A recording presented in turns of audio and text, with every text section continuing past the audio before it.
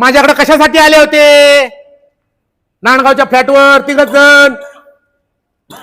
चला घ्या देवळात म्हणावं शपथ. देवावर हात ठेवा, मी ठेवतो. वाटलो म्हणा राख होईल सगळे म्हणावं पार मी घेतो. पार राख होईल मी घेतो. जाहीर घेतो, माझ्या मुलाची घेतो, तुम्ही घ्या. आज सोमवार आहे. तुम्ही 3 कशासाठी आलते? मी पार तुमच्या सगळ्यांसमोर कांच्या पार भीमाशंकराच्या कोण म्हणाल त्या याच्यावर ठेवायला तयार आहे. आणि तुम्ही 3 ठेवा.